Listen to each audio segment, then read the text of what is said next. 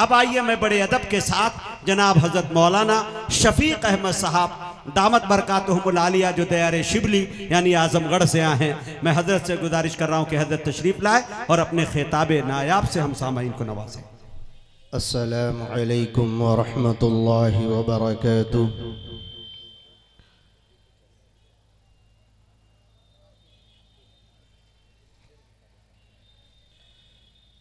इन्नल हम्दुलिल्लाह नहमदुहु व नस्तईनुहु व नस्तगफिरुहु व नु'मिनु बिही व नतवक्कलु अलैहि व नऊज़ु बिल्लाहि मिन शुरूरि अनफुसिना व मिन सय्यिआति अअमालिना मन यहदिहिल्लाहु फला मुज़िल्ल लहु व मन युज़लिलहु फला हादिय लहु व अशहदु अल्ला इलाहा इल्लल्लाहु वहदहु ला शरीका लहु व अशहदु अन्न सय्यिदना व मौलाना मुहम्मदन अब्दुहु व रसूलुहु।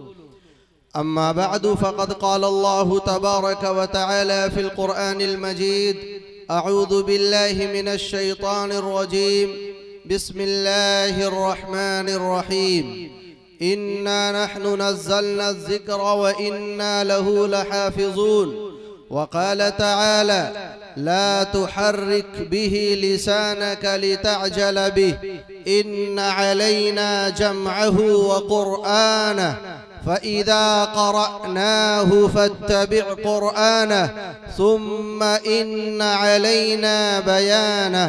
व क़ाल अन्नबिय्यु सल्लल्लाहु अलैहि वसल्लम युक़ालु लिसाहिबिल क़ुरआन इक़रा वरतक़ि वरत्तिल कमा कुन्त तुरत्तिलु फ़िद दुनिया फ़इन्न मंज़िलतक इंद आखिरि आयतिन तक़रउहा औ कमा क़ाल अलैहिस्सलातु वस्सलाम।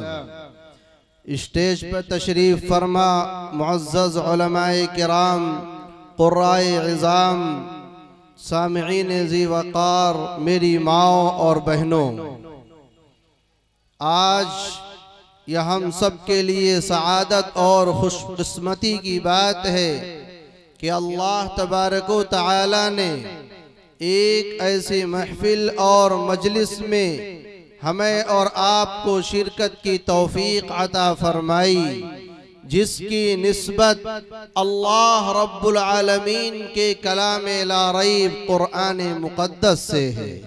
इसलिए कुरान करीम की मुनासबत से चंद अलग अलग मौज़ूआत पर आपके सामने चंद मारूज़ात पेश करनी है।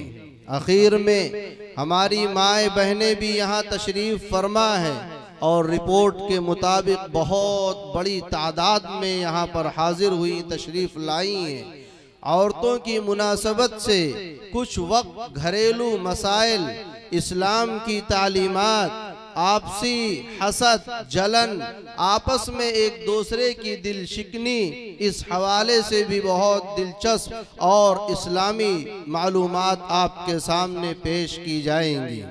हाज़रीन महफिल, आज हम और आप जिस मजलिस में शरीक हैं, ये बात पता है कि जलसे दस्तार बंदी का ये इनेकाद हो रहा है, यानी उन बच्चों के सरों पर उलमाए किराम के हाथों से दस्तार बांधी जाएगी जिनके सीने में कुरान की नूरानी कलिमात उतर चुकी हैं। इसलिए इस मजलिस की अहमियत, इस मजलिस की अफजलियत, इस मजलिस के बाबरकत होने का अंदाज़ा अगर हमें और आपको लगाना है तो सिर्फ इसी बात से लगा सकते हैं कि कुरान करीम अल्लाह रब्बुल आलमीन की तरफ से क़यामत तक आने वाले इंसानों को दिया गया वो अज़ीमुश्शान तोहफा है कि इस कुरान से जिस चीज़ की अदना से अदना निस्बत हो जाए, कुरान से ज़र्रा बराबर अगर ताल्लुक़ हो जाए, तो वो शय अपने आप में अल्लाह और उसके रसूल के निगाहों में अज़ीमुश्शान परेशान हो जाती है। आप एक सरसनी नजर कुरान से ताल्लुक रखने वाली चीजों के ऊपर डालते जाइए, ये बात हमारे और आपके सामने 2-2-4 की तरह वाज़े हो जाएगी कि कुरान की निस्बत क्या चीज है। हमें और आपको ये बात मालूम है कि नबी आखिरुज़्ज़मा सल्लल्लाहु अलैहि वसल्लम के ऊपर गारे हिरा में कुरान करीम की चंद इब्तिदाई आयतें नाजिल हुई थी, जिसमें पढ़ने और पढ़ाने की तालीम दी गई थी। हम और आप अपने सीने में गारे हिरा की अजमत को तस्लीम करते हैं। कोई मुसलमान ऐसा नहीं मिलेगा जिसके दिल में गारे हिरा की अजमत ना हो। इस अजमत की वजह क्या है, इस पर अगर हम और आप गौर करेंगे तो ये बात वाज़े हो जाएगी कि उस गार में जो अजमत आई है, उस गार में जो फजीलत आई है, वो इस वजह से है कि कुरान मुक़द्दस की चंद इब्तिदाई आयतें उस गार में नाजिल हुई थी। खुदाए ज़ुल जलाल की कसम, अगर कुरान मुक़द्दस की वो आयतें उस गार के अंदर नाजिल ना हुई होती, उसकी जियारत करना तो बहुत दूर की बात है, उसकी अजमत तो बहुत दूर की बात है। कोई भी इंसान उसकी तरफ निगाह उठाना भी गवारा न करता, लेकिन कुरान की आयतों से उस गार का ताल्लुक हुआ। बेजान गार है, बेजान पत्थर है, उसमें शुऊर नहीं, उसमें एहसास नहीं, उसमें जान नहीं, लेकिन कुरान से सिर्फ इतना ताल्लुक है। कुरान पूरा नहीं, कुरान आधा नहीं, कुरान के 10 पारे नहीं, कुरान मुक़द्दस की कुछ आयतें नाजिल हुई उस गार के अंदर। नुज़ूल कुरान की बरकत से वो गार इस रूए जमीन के तमाम गारों से बेहतर हो गया, वो गार इस रूए जमीन के तमाम गारों से अफजल हो गया। कुरान नाजिल हुआ, उस गार को अजमत मिल गई। हर मुसलमान को ये बात मालूम है कि कुरान मुक़द्दस का जब नुज़ूल लौहे महफूज से आसमाने दुनिया पर हुआ, रमजान के महीने में हुआ। अल्लाह तबारक व तआला फरमाते हैं, शहरु रमजान अल्लज़ी उन्ज़िला फ़ीहिल कुरान, रमजान ही वो बाबरकत महीना है जिसमें कुरान को नाजिल किया गया। कुरान के नाजिल होने की बरकत से रमजान का महीना 11 महीनों से अफजल हो गया।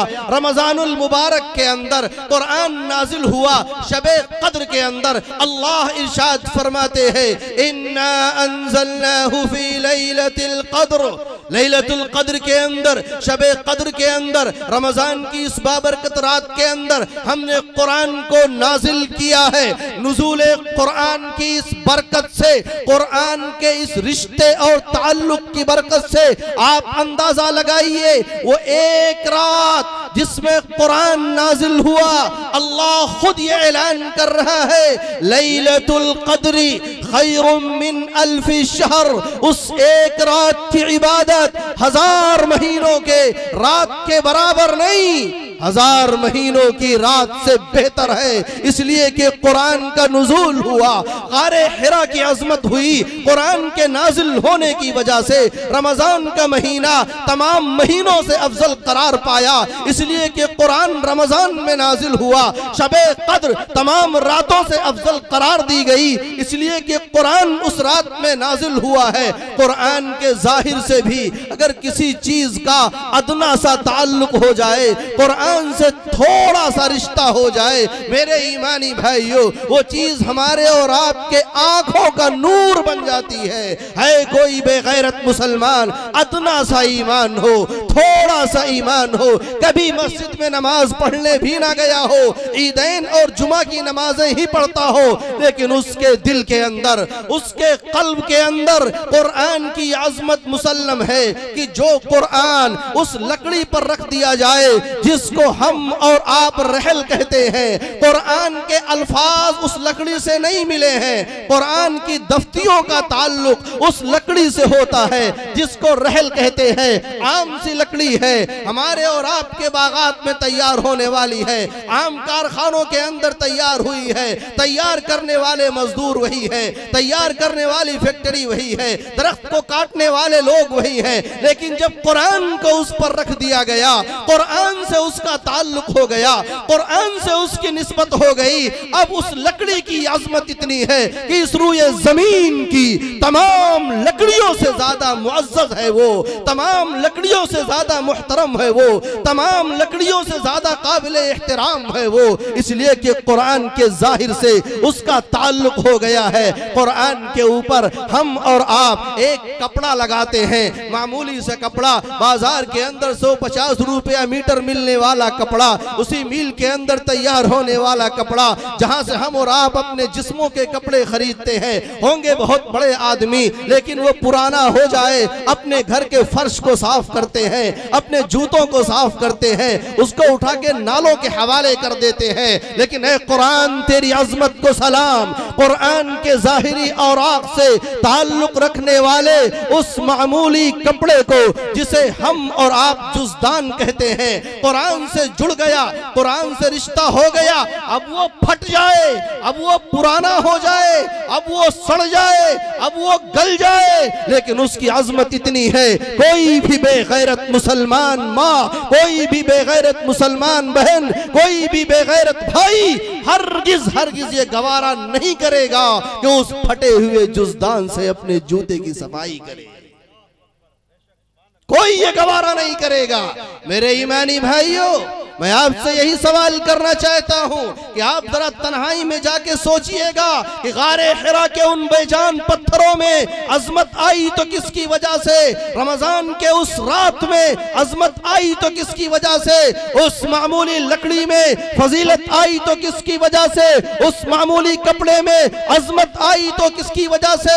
उलमाए किराम की मौजूदगी में जिम्मेदारी के साथ एक जुमला अर्ज कर रहा हूं मेरे भाइयों, कुरान अल्लाह का कलाम है, अल्लाह की सिफत है, फजीलत वाला इतना कलाम है। जिस गार में नाजिल हुआ वो गार तमाम गारों से अफजल, जिस महीने में नाजिल हुआ वो महीना तमाम महीनों से अफजल, जिस रात में नाजिल हुआ वो रात तमाम रातों से अफजल, जिस कपड़े में लपेटा गया वो कपड़ा मुकद्दस हो गया, जिस लकड़ी पे रखा गया वो लकड़ी बाअज़मत हुई, और जिस पैगंबर पर वो कुरान नाजिल हुआ वो सैयदुल अंबिया वल मुरसलीन बन गया।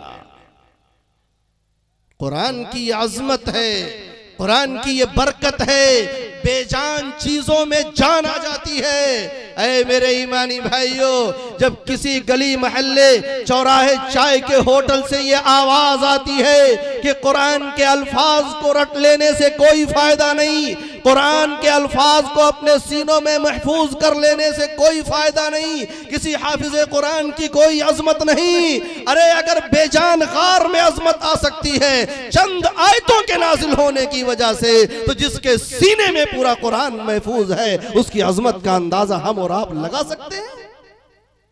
हाफिज कुरान की अजमत क्या है, इसका अंदाजा लगाने के लिए इतनी बात काफी है कि उसका रिश्ता कुरान से जुड़ा हुआ है, उसकी निस्बत कुरान से जुड़ी हुई है, और जिसका रिश्ता, जिसकी निस्बत, जिसका ताल्लुक अल्लाह के बाबरकत कलाम से हो जाए तो उसका मकाम और मर्तबा कितना बुलंद होता है हम और आप अंदाजा नहीं लगा सकते। अल्लाह जितना नवाजना चाहे नवाजे, क्यों, उसकी वजह क्या है? कुरान से ताल्लुक की वजह से ये अजमत आती क्यों है? कुरान को याद कर लेने से ये फजीलत हासिल होती क्यों है? इसलिए कि अल्लाह तबारक व तआला ने अपने कलाम ला रैब में खुद ये ऐलान फरमाया कि कुरान कोई मामूली कलाम नहीं है, ये वो कलाम है जिसकी सदाकत व सच्चाई में किसी को शुबा करने की ज़रूरत नहीं है, और ये कलाम अपने आप में इतना भारी, अपने आप में इतना वजनदार है। अल्लाह ने कुरान में फरमाया, लौ अंज़लना हाज़ल कुरआन अला जबल लरअयतहु खाशिअन मुतसद्दिअन मिन खशियतिल्लाह। कि हे लोगों, अगर हमने इस कुरान को पहाड़ जैसी अजीम और मजबूत मखलूक के ऊपर नाजिल किया होता कुरान का बोझ इतना भारी है कि अल्लाह की खशियत की वजह से, अल्लाह के खौफ की वजह से पहाड़ लरस जाता, टुकड़े टुकड़े हो करके, रेजा रेजा हो करके हवाओं में बिखर जाता। जो कुरान इतना अजीम शान है, पहाड़ उसको बर्दाश्त नहीं कर सकता।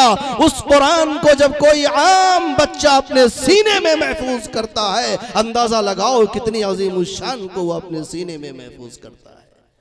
और वो आम बच्चा तो आम बच्चा है, उलमाए किराम का मजमा है, सब जानते हैं कुरान मुक़द्दस के बारे में कि जब ये कुरान अल्लाह के हबीब ताजदार बतहा फ़ख्र मौजूदात जनाब मुहम्मदुर रसूलुल्लाह सल्लल्लाहु अलैहि वसल्लम के ऊपर नाजिल होना शुरू हुआ, जब जब कुरान की आयतें नाजिल होती, अस्हाबे मुहम्मदुर रसूलुल्लाह सल्लल्लाहु अलैहि वसल्लम का बयान तो सुने। वो बयान करते हैं कि आका के पेशानियों पर पसीने के मोती, पसीने के कतरे महसूस होने लगते।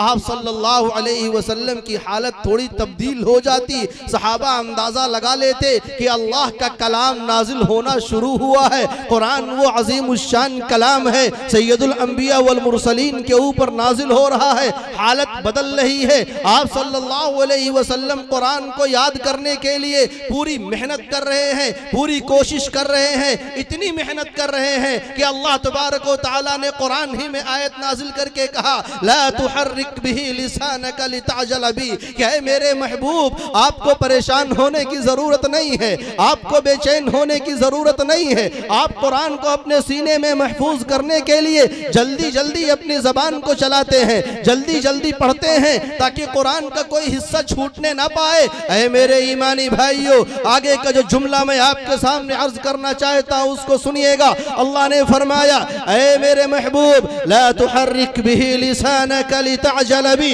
जल्दी पढ़ने के लिए, कुरान को अपने सीने में महफूज करने के लिए अपने होठों को, अपने ज़बान मुबारक को जल्दी जल्दी हरकत मत दो। क्यों? इसलिए कि इन्ना अलैना जमअहु व कुरआना, अल्लाह ने कुरान में ऐलान किया कुरान की हिफाजत, कुरान को जमा करना, कुरान को महफूज करना। ऐ मेरे महबूब, ये आपका काम नहीं है। इन्ना अलैना जमअहु व कुरआना, कुरान को जमा करना, कुरान को महफूज करना, कुरान को इकट्ठा करना, कुरान की पढ़ाई को जारी और सारी कर देना, ये मेरा काम है, ये मेरी जिम्मेदारी है। इसीलिए अल्लाह ने एक दूसरे मकाम पे फरमाया, इन्ना नहनु नज़्ज़लना ज़िक्रा व इन्ना लहू लहाफ़िज़ून, कि हमने कुरान को नाजिल किया है, हम कुरान की हिफाजत करेंगे। अल्लाह ने अपने महबूब को तसल्ली दी, आप परेशान ना हो, कुरान की हिफाजत मेरी जिम्मेदारी है, फिर कुरान के माना को बयान करना मेरी जिम्मेदारी है। ऐ मेरे ईमानी भाइयों, अल्लाह ने कुरान की हिफाजत किस शान से की है ये भी अंदाजा तो लगाते चले। वो कादिर मुतलक है, उसके कब्जे कुदरत में इस कायनात का निजाम है, उसकी शान कुन फयकून है। जब वो किसी चीज की हिफाजत के ऊपर आ जाता है तो अपनी शायान शान हिफाजत करता है। जिस तरीके से उसने बैतुल्लाह की हिफाजत, उसने काबा की हिफाजत की थी, अपने शायान शान की थी। अब रहा हाथियों का लश्कर लेकर आया, अल्लाह अगर चाहता हाथियों का लश्कर उतार देता, अगर चाहता घोड़ों का लश्कर उतार देता, अगर चाहता फरिश्तों का लश्कर उतार देता, लेकिन अल्लाह की शान तो बेनियाज है। वो अल्लाह समद है, वो अल गनिय्यु है, वो अपनी शायान शान हिफाजत करता है। उसने कहा कि ऐ नशे में चूर अब रहा, कान खोल कर सुन और अपना इबरतनाक नजारा देख। तू हाथियों का लश्कर लेके आया है, मेरे घर को गिराने के लिए मैं तेरे हाथियों के लश्कर को मामूली परिंदों के जरिए पाश पाश करके रख दूंगा। जिस खालिक़े कायनात ने हाथियों के लश्कर के मुकाबले के लिए अपने काबे की हिफाजत के लिए अबाबील का लश्कर उतारा, उस खालिक ने जब ये ऐलान किया कि हम कुरान की हिफाजत करेंगे, कुर्बान तेरी शान पे ए परवरदिगार, तूने कुरान की हिफाजत अपनी शान बेनियाजी के साथ की है। कुरान नाजिल हो रहा है, क़ल्ब अतहर सल्लल्लाहु अलैहि वसल्लम पर आका सल्लल्लाहु अलैहि वसल्लम जिब्राईल अमीन से कुरान सीख रहे हैं। सहाबे किराम ने आका सल्लल्लाहु अलैहि वसल्लम से कुरान सीखा, सहाबा से ताबईन ने कुरान सीखा, ताबईन से तबे ताबईन ने कुरान सीखा। कुरान सीखने और सिखाने का यह सिलसिला चलता रहा। सहाबा जहां कहीं गए, ताबईन जहां कहीं गए, तबे ताबईन जहां कहीं गए, मुसलमान जहां कहीं गए, वहां उन्होंने कुरान के सीखने के इस सिलसिले को जारी रखा। यह टिमटिमाता चराग हिंद की सरजमीन पर आया और यहाँ भी हुफ्फाज तैयार हुए। तारीख ने करवट ली, अंग्रेज ने ऐलान किया गदर 1857 के बाद, ऐ हिंदुस्तानियों अब सुन लो, हमारा मिशन ये है, हमारा प्रोग्राम ये है, हमारी प्लानिंग ये है, हिंदुस्तान की सरजमीन से हिंदू मजहब को और इस्लाम मजहब को खत्म कर दिया जाएगा। ये मैं कोई कहानी नहीं सुना रहा हूँ, कोई किस्सा नहीं सुना रहा हूँ। जाओ दिल्ली की जामे मस्जिद की उन सीढ़ियों से पूछो जिसके ऊपर खड़े होकर पादरी ने बरमला इस्लाम के ऊपर एतराज करते हुए डंके की चोट पर यह ऐलान किया था कि है कोई मुसलमान जो मेरे इन सवालों का जवाब दे। अल्लाह तबारक व तआला उलमाए किराम की कब्रों को मुनव्वर फरमाए। वो हिंदुस्तान की इस सरजमीन पर इस्लाम को बचाने के लिए मैदान अमल में आए। कुरान के मिटाने को ख्वाब देखने वाला ताकत के नशे में चूर अंग्रेज ये भूल गया था कि कलाम इलाही की हिफाजत की जिम्मेदारी रब्बुल आलमीन की है, इस रूए जमीन पर बसने वाले इंसानों की नहीं। नतीजा क्या निकला? नतीजा यह निकला गदर 1857 से लेकर के 10 साल तक उलमाए किराम को फांसी के फंदों पर चढ़ाने वाला अंग्रेज जो ये ख्वाब देख चुका था कि एक दिन हिंदुस्तान की सरजमीन से इस्लाम का सफाया हो जाएगा, ये तारीख की सच्चाई है, कोई कहानी नहीं है। मौका मिले जाके पढ़ लीजिएगा तारीख के पन्नों को। लेकिन ठीक गदर 1857 के 9 साल के बाद देवबंद की एक गुमनाम बस्ती में अल्लाह वालों का इज्तिमा होता है, अल्लाह वाले जमा होते हैं। ऐ हिंदू मुसलमानों, तुम्हारी हुकूमत तुम्हारे हाथों से गई, तुम्हारी नवाबी तुम्हारे हाथों से गई, तुम्हारी राजधानी तुम्हारे हाथों से गई, तुम्हारा इख्तिदार तुम्हारे हाथों से गया, तुम्हारी सतवत तुम्हारे हाथों से गई, तुम्हारा रोबो जलाल तुम्हारे हाथों से गया, तुम्हारी दौलत तुम्हारे हाथों से गई और अब नस्ले नौ के ईमान की बारी है।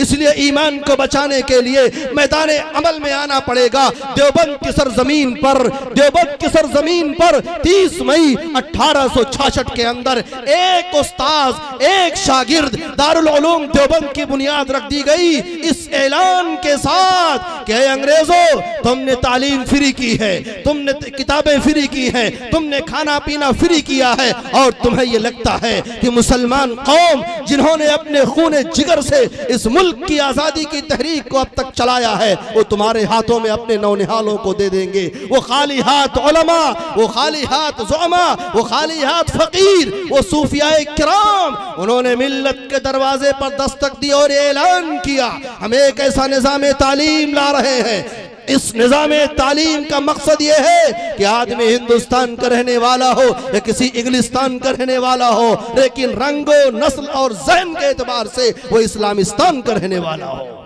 इस्लाम का सिपाही हो।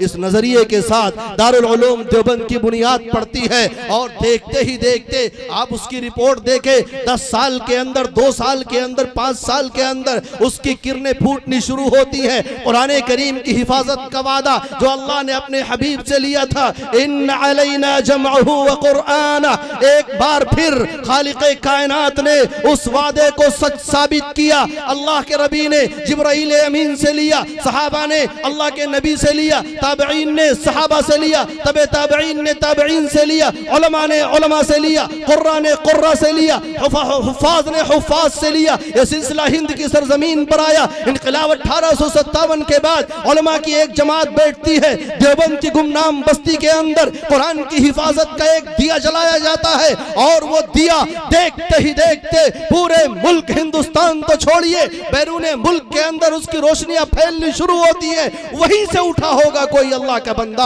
और हमारे और आपके इस सरजमीन, पौली की सरजमीन पर आया होगा और कुरान का एक बाग सजाया होगा, कुरान का एक गुलशन आबाद किया होगा। आज ये गुलशन इतना आबाद हुआ है मेरे भाइयों कि इसके बैनर के तले हुफ़ाज़े किराम की एक फौज तैयार है।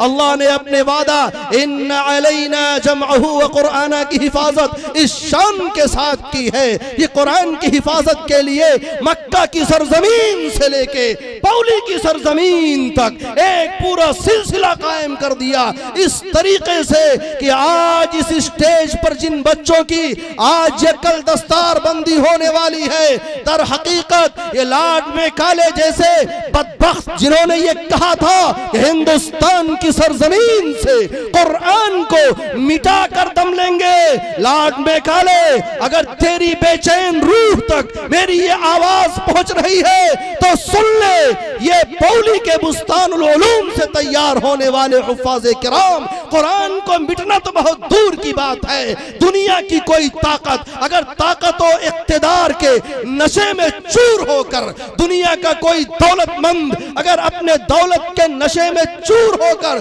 कुरान के एक ज़बर को ज़ेर में तब्दील करने की कोशिश करेगा, ये हुफ्फाज़े किराम का लश्कर मैदाने अमल में आकर डंके की चोट पर यह ऐलान करेगा, बुझ नहीं सकता किसी आधी से कुरान का चराग, बुझ नहीं सकता किसी आधी से कुरान का चराग। आधियों खुद आज़मा लो, सामने मैदान है। एक एक हाफिज़े कुरान मेरे ईमानी भाइयों, मैं पूरी जमानत और गारंटी से कर रहा हूँ बात, कोई लफ्ज़ी नहीं है, ये तारीखी हक़ाइक़ है, कुरान की सच्चाई है। ये हुफ़्फ़ाज़े किराम जिनको हम कभी हकारत की निगाह से देखते हैं, ये हुफ़्फ़ाज़े किराम जिनको हम कभी गलियों के अंदर जलील कर देते हैं, ये हुफ़्फ़ाज़े किराम जिनको हम मामूली समझते हैं, पूरी जिम्मेदारी से अर्ज कर रहा हूँ हजरत, ये हुफ़्फ़ाज़े किराम दर हकीकत उस खुदाई लश्कर का हिस्सा है जिनको रब्बुल आलमीन ने अपने कलामे ला रईब की हिफाजत के लिए चुन लिया है। ये आए नहीं है मदरसे में, ये पूरी दुनिया के चप्पे चप्पे से, एक एक गांव से, एक एक बस्ती से, एक एक घर से चुन चुन कर उठाए गए हैं। ये रब्बुल आलमीन के चुनिंदा बंदे हैं। अगर कोई ये समझता है कि कुरान को वह अपने मेहनत के बल पे हासिल कर लेगा, अल्लाह के फजल के बगैर एक पत्ता नहीं हिलता। कुरान को सीने में महफूज करना तो बहुत दूर की बात है। इसलिए मेरे ईमानी भाइयों, हुफ़्फ़ाज़े किराम का मकाम, उनका मर्तबा, उनकी अज़मत और कुरान की निस्बत, ये तीन चार बातें मैंने आपके सामने अर्ज की कि अल्लाह तबारक व तआला ने किस तरीके से कुरान की निस्बत, उसकी बरकत से मामूली मामूली चीज़ों को अल्लाह तबारक व तआला ने अफजल बना दिया। हमारी और आपकी भी निस्बत तो कुरान ही से है ना, हमारा और आपका ताल्लुक़ भी कुरान से है। इस मौके पे सैयदना हज़रत उमर इब्न ख़त्ताब रज़ियल्लाहु ताला अन्हु का जुमला याद आया। उन्होंने फरमाया कि ये कुरान है जो एक जलील तरीन कौम को उठा करके ऊपर कर देता है, और ये कुरान ही है, इसकी बदौलत अल्लाह तबारक व तआला दुनियावी एतबार से किसी इज्जत तरीन कौम को जलील कर देते हैं। उनके जुमले का मतलब ये था कि जब कौमें कुरानी तालीमात पर अमल करती हैं, कुरान के तकाज़े को पूरा करती हैं, कुरान के हुकूक को अदा करती हैं, अल्लाह तबारक व तआला अपने ख़ास फज़ल व करम से उन कौमों को इज़्ज़तदार कर देता है, इज़्ज़त उनका मुक़द्दर बना देता है। और जब कुरान से बेइतनाई बरती जाती है, जब कुरान से ला ताल्लुक़ी का इजहार किया जाता है, जब कुरानी तालीमात को ठुकरा दिया जाता है, तो अल्लाह तबारक व तआला उस कौम को जलील कर देते हैं। आज हम और आप इस मसले पर बड़ी बातें करते हैं कि मुसलमानाने आलम, मैं मुसलमानाने हिंद की बात नहीं कर रहा, मुसलमानाने आलम का क्या हाल है। इस ज़िम्न में अचानक एक नुक्ता भी ज़हन में आया। गालिबन हज़रत मौलाना मंजूर नुअमानी साहब नव्वरल्लाहु मरक़दहू ने कहीं लिखा है ये कि कुरान मुक़द्दस की एक आयत है, अल्लाह ने उसमें बयान फरमाया व अंतुमुल अअलौना इन कुंतुम मुमिनीन, कि ईमान वालो अगर तुम मोमिन रहे तो तुम ही सरबलंद रहोगे। इस आयत के ज़िम्न में हज़रत फरमाते हैं ये आयत इनफरादी तौर पर भी है और इज्तिमाई तौर पर भी है। इस जुमले का मतलब ये है कि अगर इनफरादी तौर पर भी कोई कुरान पर अमल करेगा, इनफरादी तौर पे अल्लाह तबारक व तआला दूसरे के मुकाबले में उसको इज्जत देंगे। और अगर कोई कौम इज्तिमाई तौर पर कुरान पर अमल करेगी, अल्लाह तबारक व तआला इज्तिमाई तौर पर उस पूरी कौम को इज्जत से नवाजेंगे। इसी में हमारे और आपके उस दर्द का इलाज मौजूद है जो हम और आप ये कहते रहते हैं कि हमारी ये हालत क्यों है, इसलिए कि कुरान से हमारा रिश्ता टूट गया है, हर एतबार से टूट गया, जिंदगी के तमाम मसाइल में टूट गया। किस किस मसले को छेड़ा जाए और किसको बाकी रखा जाए कि हमने कुरान की और नबी पाक सल्लल्लाहु अलैहि वसल्लम की सुन्नतों का किस तरीके का मजाक उड़ाया है। मेरे भाइयों, मैंने आपसे वादा किया था कि इंशाअल्लाह ताला बीच में चूंकि हमारी माएँ और बहनें भी आई हैं, हमारी माएँ और बहनें भी आई हैं, इस हवाले से भी कुछ गुफ्तगू आपके सामने पेश करनी है। यूं तो जिंदगी के बहुत सारे मसाइल हैं, इस्लाम की बहुत सारी तालीमात है, ईमान के एतबार से, इबादत के एतबार से, मुआमलात के एतबार से, लेकिन आज मैं जिस गोशे को छेड़ना चाहता हूँ, आम तौर पर इस मौजू पर गुफ्तगू कम होती है, और वो है मुआशरत का गोशा, वो है घरेलू जिंदगी का गोशा, और बतौर खास शादीशुदा जिंदगी का गोशा। ये मौजू ऐसा है, इतना दिलचस्प है और इतना जरूरी है इस वक्त मेरे भाइयों समाज के लिए। आप में से जितने भी लोग शादीशुदा होंगे, अगर उनसे तन्हाई में मिलके उनका हाल पूछ लिया जाए, शादी के बाद कि मियाँ क्या हाल है, हर एक की अपनी एक कहानी है, हर एक की अपनी एक दास्तान है, आधा रोता है आधा हंसता है। शादी के बारे में गालिबन हजरत अली रज़ी अल्लाह ताला अन्हु से ये सवाल किया गया, उन्हीं की तरफ मंसूब है, इसकी तहकीक नहीं है लेकिन जुमला अच्छा है। उनसे किसी ने पूछा शादी किसे कहते हैं, उन्होंने बड़ा जबरदस्त तारुफ कराया, कहा शादी इन चीजों का नाम है लुज़ूम महरिन, लुज़ूम महरिन, शादी करोगे पहला काम क्या होगा, महर लाजिम होगा। अच्छा, शादी के बारे में एक दिलचस्प बात और आपको बताता चलूं, हमारे यहाँ जो शादी का रवाज है, हमारे यहाँ जो शादियों का तरीका है, शादी की फिक्र लड़के वाले को ज्यादा होती है या लड़की वाले को ज्यादा होती है? लड़की वाला फिक्रमंद होता है कि बेटी जवान हो रही है, 12 साल की भी हुई बेटी जवान हो रही, नींदें गायब है। इस्लाम का निजाम निकाह तो देखिए, उलमाए किराम मौजूद है, पूरी जिम्मेदारी के साथ जुमला कह रहा हूं, शादी के मौके पर लड़की के ऊपर खर्च के नाम पर एक चवन्नी भी इस्लाम ने लाजिम नहीं किया। लड़की के ऊपर या उसके घर वालों के ऊपर एक पैसा भी इस्लाम ने लाजिम नहीं किया है। अगर पैसे के नाम पे कुछ लाजिम है तो वो महर लाजिम है जो शौहर देगा बीवी को, इसलिए कि एक मेहमान अपने घर में ला रहे हो तो उसका इस्तकबाल करो, उसको गिफ्ट पेश करो। और ये गिफ्ट ऐसा नहीं है मन मर्जी दो चाहे ना दो, वो देना ही पड़ेगा आपको, वो लाजिम है, फर्ज है। अगर निकाह में आपने निकाह करते हुए भी ये कहा होगा कि मैं महर नहीं दूंगा, उलमा मौजूद है, तब भी महरे मिस्ल लाजिम हो जाएगा, इल्ला ये कि आपकी बीवी आपकी गरीबी पर तरस खा करके बाद में माफ कर दे और सच्चे दिल से माफ कर दे। वो वाला माफ करना नहीं जो पहले जमाने में होता था। अब बेचारी मेहमान बन करके आई है, अपने माँ बाप को छोड़ के आई है डरी सहमी, आज जनाब शौहरे नामदार बने, दुल्हा राजा पाने गए कमरे में, कहा महर माफ करो, महर माफ करो। अब उसने बादले नाखास्ता ना चाहते हुए भी अगर जबान से कह दिया अच्छा जाओ माफ कर दिया, ये माफी कोई माफी है? एक दिलचस्प वाकया सुनाऊं, हमारे एक जानने वाले कजन थे, भाई थे हमारे रिश्ते के, इत्तेफाक से नौजवानों आप सुन लीजिएगा, खास तौर पे शादी करने से पहले कुछ तय करना चाहे तय ना करना, लेकिन महर अपने औकात के हिसाब से तय करना, महर अपनी औकात के हिसाब से तय करना, जो शादी होने के बाद जैसे ही कमरे में जाएं आप दे सके उतना ही तय कीजिएगा। ये नहीं कि फलाने दोस्त ने 10 लाख कहा था तो हम 20 लाख कहेंगे, उधार कर देंगे।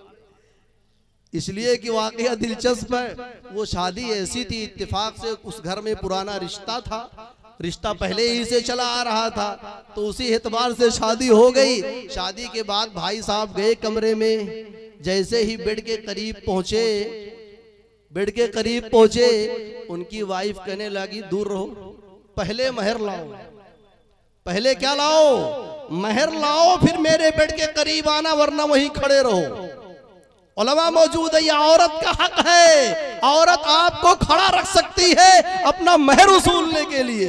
इस्लाम ने उसको ये हक दिया है, ये पावर दिया है। जब तक महर नहीं दोगे, अगर महर में मजलिस में ये तय हो गया है कि नकद देना है तो अब देना है, अगर नहीं दोगे तो आपको खड़ा रख सकती है। भाई साहब को 10 मिनट खड़ा कर दिया, 10 मिनट खड़ा कर दिया और उसके बाद फिर इजाजत दे दी। बहरहाल रिश्ता पुराना था, लेकिन जिंदगी भर के लिए मजाक तो बन ही गया ना।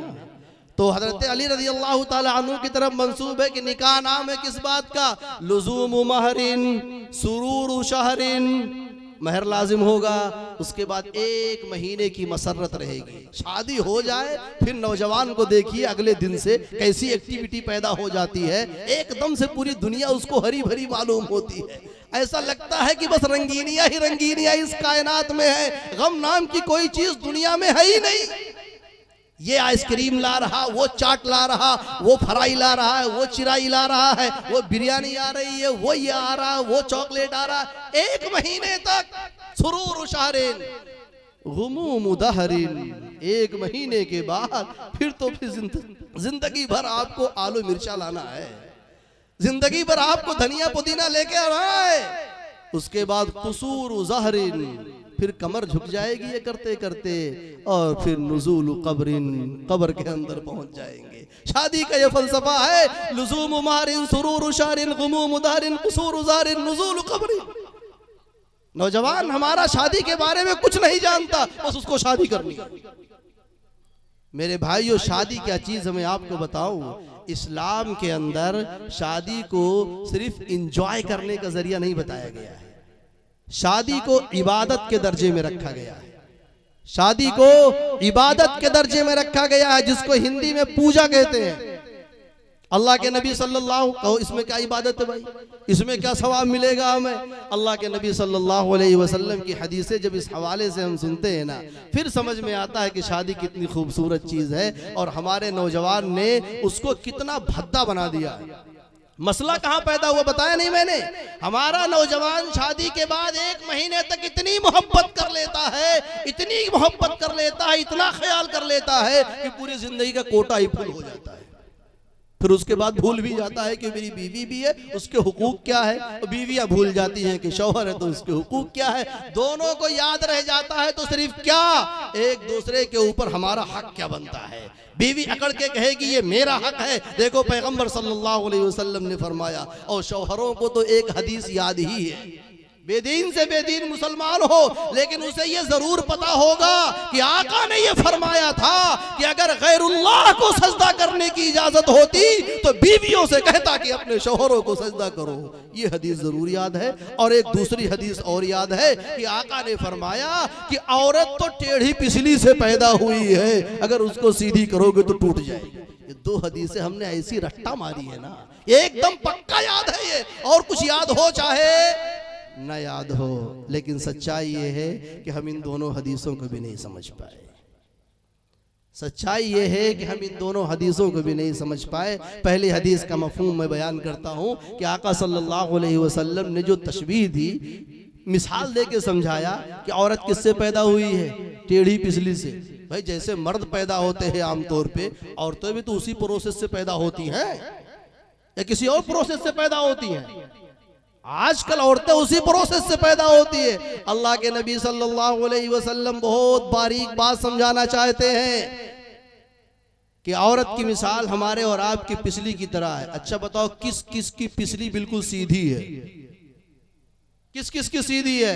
खुदा ना खास्ता अगर सीधी हो गई वो पिछली, यहां से लेके दिल्ली और मुंबई तक कोई हॉस्पिटल नहीं बचेगा उसको टेढ़ी कराने के लिए कि दोबारा टेढ़ी हो जाए ताकि आप अपने कदमों के ऊपर खड़े हो सके।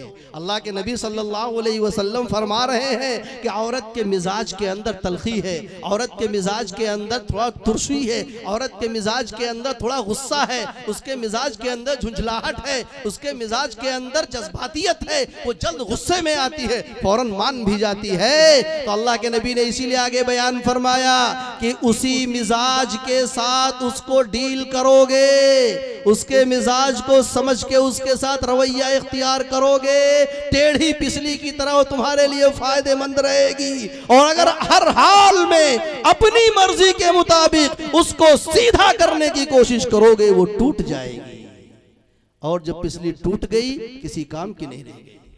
औरत भी अगर एक मर्तबा टूट गई हमारी अना की वजह से, हमारी जिद की वजह से, हमारी हठ धर्मी की वजह से, उसके मिजाज को ना समझ पाने की वजह से, फिर जिंदगी भर आप शादीशुदा जिंदगी पर लानत भेजते रहेंगे। 10 नौजवानों से कहेंगे मियाँ कहाँ जा रहे हो शादी करने, खुद को सलीका नहीं तो शादी को बुरा कह रहे हो।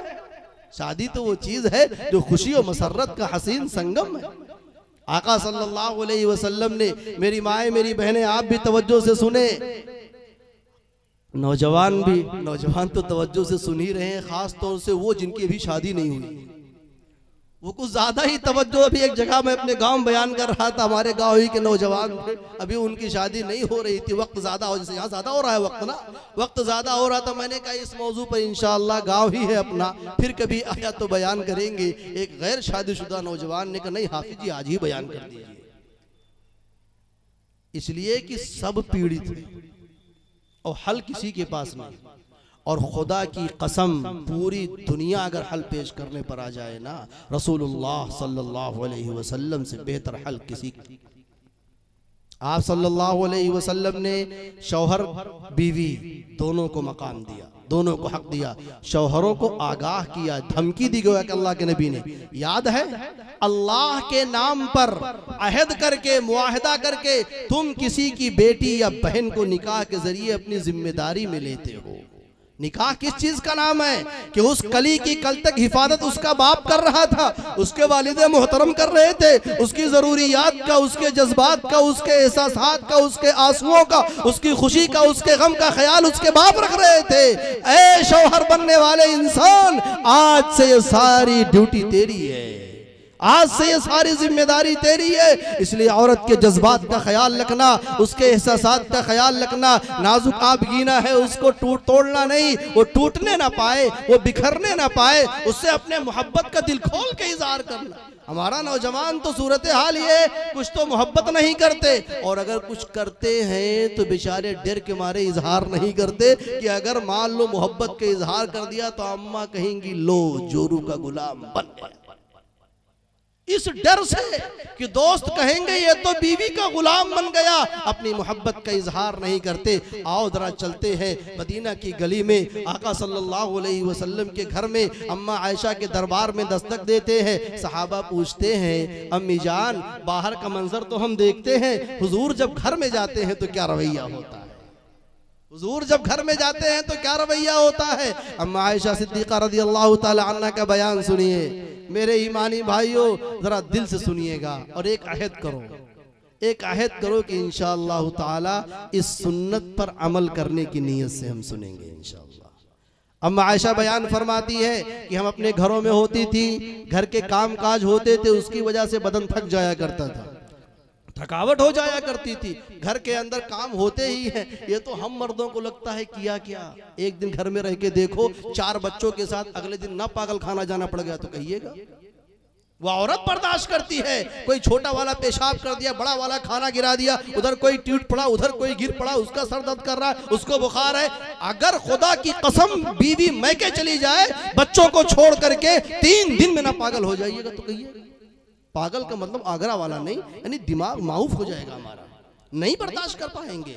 तो अम्मा आयशा बयान फरमाती हैं कि घरेलू काम होते थे तो उससे थकावट हो जाया करती थी। मेरी माओ मेरी बहनों, खास तौर से पढ़ी हुई माओ पढ़ी हुई बहनों, जरा तवज्जो से सुनिएगा, इसलिए कि एक नया ट्रेंड चला है, एक नया ट्रेंड चला है कि हम बीवी हैं आपके, हम आपके घर का काम नहीं करेंगे। अज़वाजे मुतहरात से ज्यादा बाबरकत आप नहीं है, अज़वाजे मुतहरात से ज्यादा बड़ी आप नहीं है, बनाते तय्यबात से ज्यादा आप बड़ी नहीं है। फ़क़ही जुज़ियात अपनी तरफ है, उलमा बैठे हैं, अखलाकी फरीज़ा अलग होता है, कानूनी फरीज़ा अलग होता है। अज़वाजे मुतहरात अपने घरों का काम कर रही हैं, बनाते तय्यबात अपने घरों का काम कर रही हैं। हज़रत फ़ातिमा के हाथ पे छाले पड़ जा रहे हैं काम करते हुए, और आपको फतवा याद है कि हमारी जिम्मेदारी नहीं है चाय बनाना, हमारी जिम्मेदारी नहीं है घर का काम करना। बहरहाल अम्मा आयशा बयान फरमाती हैं, बदन से थकावट से बदन चूर, आका सल्लल्लाहु अलैहि वसल्लम दरवाजे पर दस्तक देते और आपके कदमे मुबारक जब घर के अंदर पड़ते,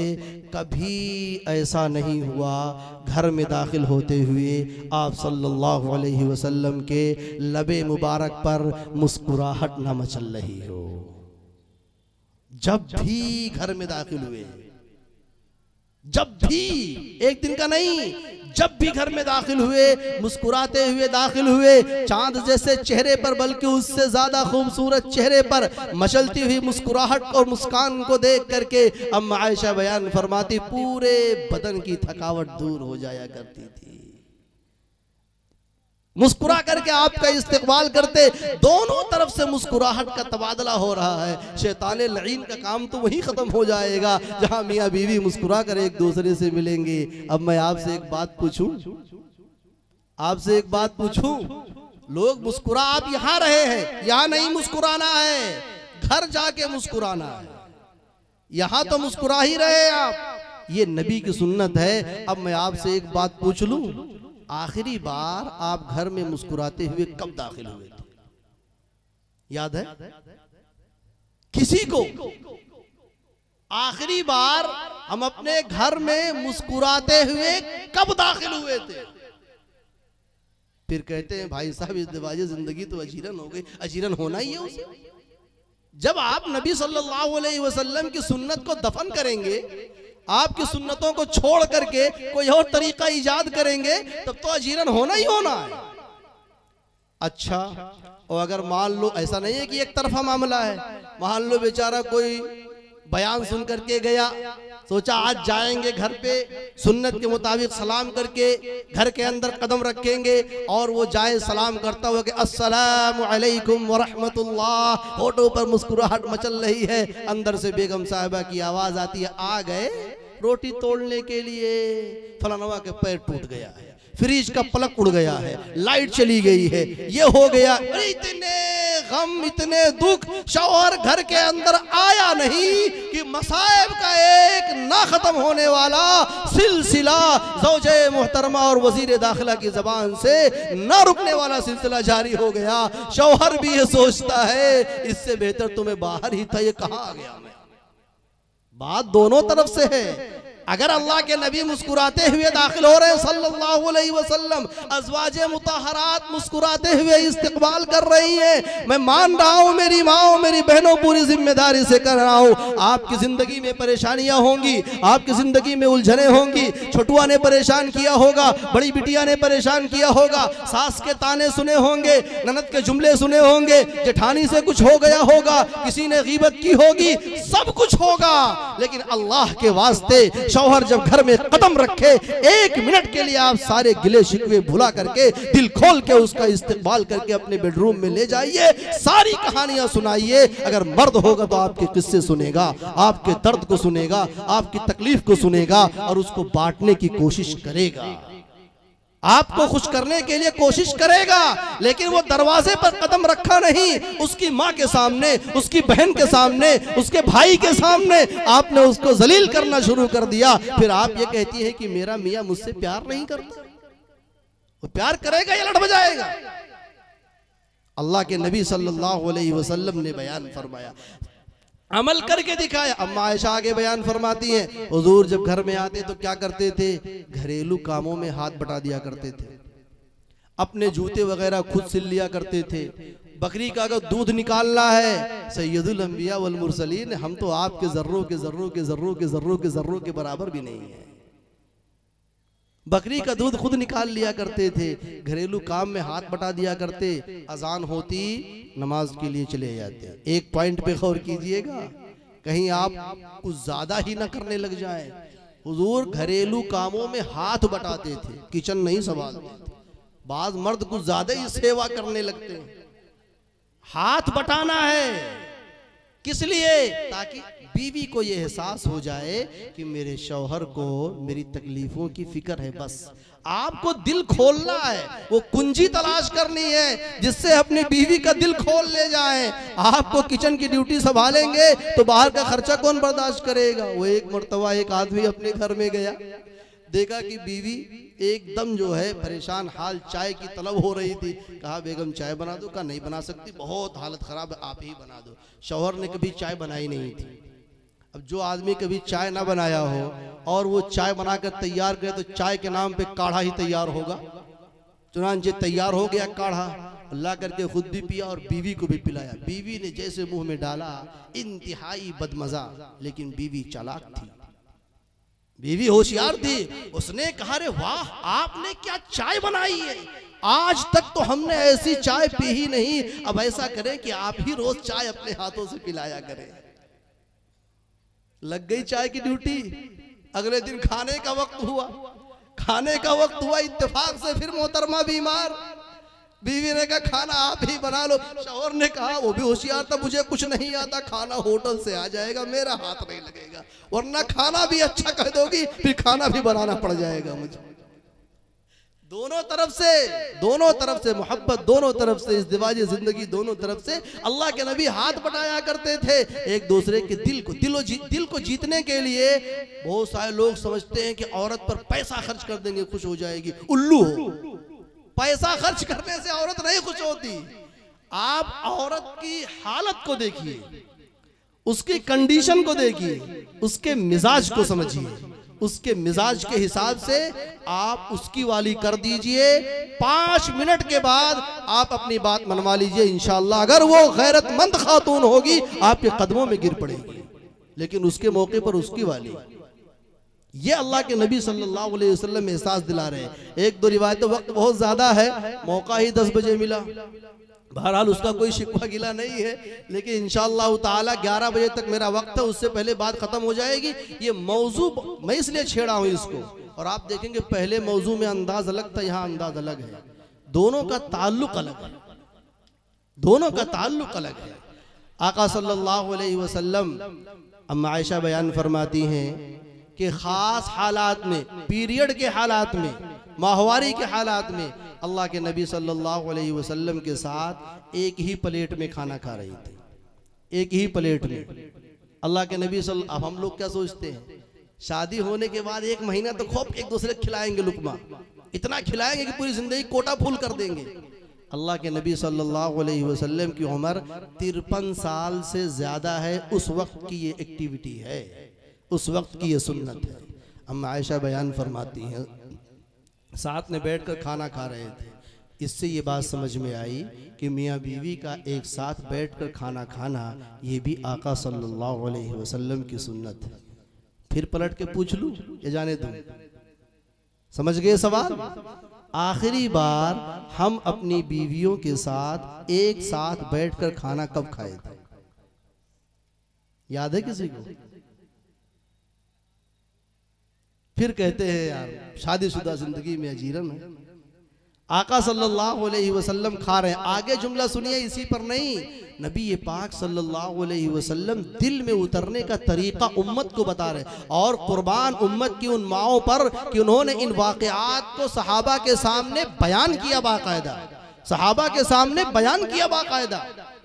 साथ में खाना खा रहे, अम्मा आयशा सिद्दीक़ा रज़ियल्लाहु तआला अन्हा ने एक बोटी गोश्त का उठाया, वो हड्डी वाली बोटी थी। जो गोश्त खाने वाले हैं वो जानते होंगे इस बोटी की कीमत क्या होती है। गोश्त 2 तरीका होता है, एक तो गोश्त ही गोश्त हो और एक हड्डी में लगा हुआ गोश्त हो, उसकी कीमत ज़्यादा होती है, उसको नोच के खाना पड़ता है। तो अम्मा आयशा ने नोच के उसको खाया और प्लेट में बचा हुआ था रख दिया। अल्लाह के नबी ने क्या शानदार तरीका बताया, वही बोटी सैयदुल अंबिया वल मुरसलीन उठा रहे हैं, खाने जा रहे हैं, रुक के पूछते हैं आयशा ये बताओ कहाँ मुंह लगा के खाया था? हमें लगता है कि ये सुन्नत नहीं है। अगर ये सुन्नत नहीं है, मुहद्दिसीन ने अपनी किताबों में नकल क्यों किया? अम्मा आयशा ने इसको बयान क्यों किया? अज़वाज मुतहरात ने रिवायत क्यों किया? अमल करने के लिए मेरे भाइयों, अमल करने के लिए। अम्मा आयशा पानी पी रही हैं, अल्लाह के नबी कहते हैं कि आयशा गिलास में पानी बचा देना, गिलास में पानी बचा देना। गिलास पीने जाते हैं, पूछते हैं आयशा ये बताओ कहां से मुंह लगा के पिया था, कहां से मुंह लगा के पिया था? आपको क्या लगता है कि इसके बाद भी आपकी बीवी आपके ऊपर नहीं आई, आपसे मोहब्बत नहीं करेगी? करेगी। हम अपनी मोहब्बत का, अपने जज्बात का, अपने एहसासात का शर्म की वजह से इजहार ही नहीं करते। और अगर फिर मैंने वही अर्ज किया, और अगर कोई नौजवान इजहार कर दे, अगले दिन पूरे मोहल्ले में खबर वायरल हो जाती है कि देखिए शादी होते उसकी तो दुनिया ही बदल गई। शादी होते ही जैसे लगता है उसने कोई जुर्म कर दिया हो, उसने कोई गुनाह किया हो, उसने कोई गलत काम किया हो। मेरे भाइयों, ऐसा हरगिज हरगिज नहीं है।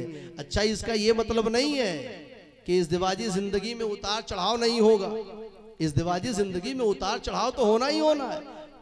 कहते हैं, बड़े बूढ़े कहते हैं, बुजुर्गों ने भी अपनी किताबों में लिखा है कि अगर शादीशुदा जिंदगी में रूठना और मनाना ना हो तो वो जिंदगी ही बेकार है। शादीशुदा जिंदगी में अगर रूठना और मनाना ना हो, झगड़े ना हो, और झगड़े होने के बाद फिर सुलह ना हो, उस सुलह का जो मजा है और उस झगड़े का जो मजा है, जो बाज़ौक़ है, वही जान पाएंगे। एक अखबार का तराशा आया था, सऊदी की गालिबन खबर थी, किसी खातून ने अदालत में अपने शौहर के खिलाफ एक मुकदमा दायर किया था कि मुझे इससे छुटकारा चाहिए। अदालत ने दोनों को तलब किया, अदालत में दोनों हाजिर हुए। हाजिर होने के बाद शौहर हैरान, वो अपनी बीवी का फर्मा बरदार था कि मेरी बीवी को हुआ क्या है, इसको मुझसे छुटकारा क्यों चाहिए, काजी साहब जरा बताइए, पूछिए इससे। औरत कह रही है कि ये इतना नालायक शौहर है कि जब से शादी हुई तब से आज तक इसने झगड़े का मौका ही नहीं दिया, इसने झगड़ने ही नहीं दिया, लड़ाई हुई नहीं। कहा क्यों?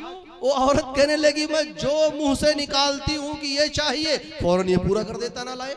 तो झगड़ा हो तो किस बात पर हो, लड़ाई हो तो किस बात पर हो? जब लड़ाई नहीं होगी तो रूठना नहीं होगा, मनाना नहीं होगा। ऐसे इज़्दिवाजी जिंदगी रोबोट वाली हमें नहीं चाहिए, हमें ऐसा नालायक शौहर नहीं चाहिए। और ये सच है, इज़्दिवाजी जिंदगी में उतार चढ़ाव हो, नशेबो फराज हो, रूठना मनाना हो। एक मर्तबा अल्लाह के नबी सल्लल्लाहु अलैहि वसल्लम अम्मा आयशा सिद्दीक़ा रज़ियल्लाहु ताला अन्हा से कहने लगे, ऐ आयशा, जब तुम मुझसे राजी रहती हो, जब मुझसे राजी और खुश रहती हो तो भी मैं पहचान लेता हूँ, और जब नाराज होती हो तो भी जान लेता हूँ। इससे एक बात तो ये मालूम हुई कि अज़वाजे मुतहरात भी नाराज हो जाया करती थी, और नबी सल्लल्लाहु अलैहि वसल्लम मनाया करते थे। किसी आरिफ का जुमला है कि औरत का रूठ जाना सुन्नते आयशा है, और शौहर का मना लेना सुन्नते रसूल सल्लल्लाहु अलैहि वसल्लम है। अब अम्मा आयशा सिद्दीक़ा रज़ियल्लाहु ताला अन्हा हैरान हो गई। हैरान इसलिए हुई कि उन्होंने कभी ज़बान से कोई शिकायत नहीं की थी, कभी ज़बान से कोई शिकवा नहीं था। हमारे यहाँ की औरतें अगर मान लीजिए कभी कभी 9-10 हो जाए, थोड़ा सा भी इधर उधर हो जाए तो फिर आसमान सर पे उठा लेंगे एकदम से। शौहर अगर ईद के मौके पे, शादी के मौके पे सब ले आया, जोड़ा ले आया, चप्पल ले आया, ऊपर का नीचे का मेकअप का सामान, अगर चूड़ी मैच नहीं करी उसी पे झगड़ा तय। और उसके बाद फिर जो जबान से निकलता चला जाएगा, पूछिए मत शादी के बाद मैं तो बर्बाद हो गई, मैं तो तबाह हो गई, जब से आपके घर आई हूँ मुझे मिला क्या, आपने बर्बाद कर दिया। ऐसा लगता है कि उनके अब्बा के घर 100 बीघा पुदीना बोया हुआ था, ससुराल में आने के बाद मजलूम बन गई। तो अम्मा आयशा सिद्दीक़ा रज़ियल्लाहु ताला अन्हा तरबियत याफ्ता बदज़बान तो नहीं न थी, उन्होंने कभी इस तरीके से कोई इजहार ही नहीं किया। हैरान हो गई, है अल्लाह के नबी आपको कैसे पता चला कि मैं नाराज हो जाती हूँ, मैं राजी हो जाती हूँ? कुर्बान जाइए आका सल्लल्लाहु अलैहि वसल्लम की समझ पर। आपने फरमाया कि ऐ आयशा, जब बातों बातों में कसम खाने की नौबत आती है और कसम खाते हुए तुम कहती हो मोहम्मद के रब की कसम, समझ जाता हूँ आज खुश हो, मेरा नाम लिया जा रहा है, मेरा नाम लिया जा रहा है। और जब बातों बातों में कहती हो इब्राहिम के रब की कसम, मोहम्मद का रब भी वही है, इब्राहिम का रब भी वही है, नाराजगी इतनी है कि हुजूर का नाम भी नहीं लिया जा रहा है। इब्राहिम के रब की कसम। मैं समझ जाता हूं कुछ तो उल्टा हो गया, आज कुछ तो उल्टा हो गया कि नाम भी नहीं लिया जा रहा है। मेरी माओ, मेरी बहनों, इस हदीस से एक बेहतरीन सबक मिलता है। अम्मा आयशा सिद्दीक़ा रज़ी अल्लाह ताला अन्हा की मंशा के खिलाफ हुआ होगा कुछ, एहतजाज कराया कि नहीं कराया? एहतजाज दर्ज कराया, नाराजगी का इजहार किया, और कितने सलीके से अपनी नाराजगी का इजहार किया। न कोई हंगामा है, न कोई शोर है, न कोई वावेला है, न कोई रोना है, न कोई धोना है, न कोई शिकवा है, न कोई शिकायत है। और कुर्बान जाइए आका की फहम पर कि उस बारीक एहतजाज को भांप गए और फरमाया कि आयशा जब नाराज हो जाती हो कहती हो इब्राहिम के रब की कसम, जब खुश रहती हो कहती हो मोहम्मद के रब की कसम। मेरी माओ, मेरी बहनों, अगला जुमला सुनिए जो अम्मा आयशा ने बयान फरमाया। वो कहती है कि ऐ मेरे आका, वो तो सिर्फ ज़बानी तौर पे आपको बताने के लिए होता है, दिल में सिर्फ आपकी मोहब्बत ही मोहब्बत है। ये दिल की बात नहीं है, ज़बान की बात है कि आपका नाम नहीं ले रही हूं, लेकिन दिल में आपकी अजमत है, आपका एहतराम है, आपका ख्याल है। इतना एहतराम जब दोनों तरफ से होगा तो फिर जाहिर सी बात है। लेकिन मैं फिर बार बार अर्ज कर रहा हूं हालात के एतबार से, इस हवाले से एक रिवायत सुना करके मैं अपनी बात खत्म करूंगा। वैसे ये मौजू इतना दिलचस्प है कि मेरा भी दिल ये चाहता है कि सिलसिला चलता रहे, और आपके चेहरे से भी लग रहा था मौलाना और हलमिम मजीद, हलमिम मजीद। वाकयात हुजूर के हो, वाकयात बोलिए हुजूर के हो, इज़्दिवाजी जिंदगी से मुताल्लिक हो, मुसलमानों के सामने बयान किए जाए। कौन मुसलमान सुनना और सुनाना नहीं चाहेगा, लेकिन क़िल्लत वक्त दामनगीर है। 11 बजने वाले हैं, अभी हमारे हज़रत मौलाना अहमद शमीम साहब क़ासिमी दामत बरकातुहुमुल आलिया का बयान भी होगा, इसलिए मैं एक वाक़या सुना रहा हूँ। इस वाक़े को जब मैंने, आप यकीन जाने, जब मैंने पहली मरतबा पढ़ा और शादी हो जाने के बाद इस वाक़े को तफसील से मैंने पढ़ा है, लरज के रह गया, एकदम से मैं लरज के रह गया कि कहाँ सैयदुल अंबिया वल मुरसलीन सल्लल्लाहु अलैहि वसल्लम की सुन्नत और आपका तरीका है और कहाँ हम हैं। अगर, सुनिएगा नौजवानों, सुनिएगा, अगर हमारी बीवियां किसी और के सामने हमसे तेज लहजे में बात कर ले, कितना नागवार लगता है हमें। हम भी उसी वक्त उसी लहजे में जवाब देते हैं, और बाज तो हाथ भी उठा देते हैं, बाज हाथ उठा देते हैं। आइए एक वाकया सुनाता हूँ। वाकई सोचिए, नबी पाक अलैहिस्सलातु वस्सलाम की ज़ात अज़ीमुल शान अम्मा आयशा सिद्दीक़ा रज़ियल्लाहु ताला अन्हा का गुस्सा, नबी सल्लल्लाहु अलैहि वसल्लम हालात के हिसाब से उसको कैसे हल कर रहे हैं। बात यह है कि अम्मा आयशा सिद्दीक़ा रज़ियल्लाहु ताला अन्हा की बारी थी। आप सल्लल्लाहु अलैहि वसल्लम की बैक वक्त 9 बीवियाँ, कुल 11 बीवियाँ थी, तो बारी लगी रहती थी, कुछ दिन इनके यहाँ, कुछ दिन इनके यहाँ, कुछ दिन इनके यहाँ। अम्मा आयशा सिद्दीक़ा रज़ियल्लाहु ताला अन्हा की बारी थी। अज़वाजे मुतहरात में से किसी ने उस बारी के दिन में, अल्लाह के नबी हज़रत आयशा सिद्दीक़ा रज़ियल्लाहु ताला अन्हा के घर में है, खलवत में है, मियाँ बीवी तन्हाई में है। अच्छा, कुछ सहाबा भी मौजूद थे वहाँ पे मेहमान की शक्ल में। दूसरी बीवी ने ट्रे के अंदर, प्याले के अंदर कोई हलवा वगैरह बना करके गिफ्ट के तौर पर भेजा। अब जाहिर सी बात है, एक फितरी बात है, औरत के मिजाज को जो लोग समझेंगे उन्हें कोई एतराज नहीं होगा, जैसा कि हुजूर समझते थे। अम्मा आयशा सिद्दीक़ा रज़ियल्लाहु ताला अन्हा को इस बात पर गुस्सा आ गया कि मेरी बारी है, मैं जो चाहूं वो खिलाऊं। जब आपके यहाँ जाएंगे हुजूर, आपको जो खिलाना होगा खिलाइएगा। ये क्या बात हुई, ये क्या बात हुई कि मेरी बारी में आप भेज रही हैं। इसलिए उन्होंने गुस्से में उस बर्तन को तोड़ दिया, उस बर्तन को तोड़ दिया। बर्तन नीचे गिर पड़ा, उसमें जो कुछ था वो भी नीचे गिर पड़ा। अब आप बताइए, अगर आपसे पूछूं कि आपकी बीवी आपके मेहमानों के सामने अगर आपका कोई बर्तन गुस्से से तोड़ दे, आपका रिएक्शन क्या होगा? हमारा रिएक्शन क्या होगा? नाक कटवा दी, जलील कर दिया, तुम बदतमीज हो, बदअखलाक हो, ऐसी हो वैसी हो। ज्यादा जोश में आए दो चार हाथ दे भी देंगे, दो चार हाथ दे भी देंगे। रिवायत के अल्फाज हमारे और आपके बदन पे लर्जा तारी कर देंगे। बिल्कुल सही हदीस है, रावी का बयान है कि अल्लाह के नबी सल्लल्लाहु अलैहि वसल्लम उन टुकड़ों को समेटने लगे, उन टुकड़ों को समेटने लगे जो खाना गिरा था उसको हिफाजत से रखा। और हालात समझ गए कि बीवी इस वक्त गुस्से में है। उन मेहमानों से एक बात आपने फरमाई, गारत उम्मुकुम, कि बारी तुम्हारी माँ की थी। आयशा सिद्दीक़ा रज़ी अल्लाह ताला अन्हा तमाम उम्मत के लिए तो माँ ही है ना, मेहमानों के लिए भी माँ के दर्जे में है। बारी तुम्हारी माँ की थी, उन्होंने भेज दिया, इस पे इनको गैरत आ गई। क्या आ गई? इनको गैरत आ गई। इसलिए गैरत और जज्बात में आके इन्होंने ये काम कर दिया है। इसलिए जाने दो, कर पाएंगे हम और आप?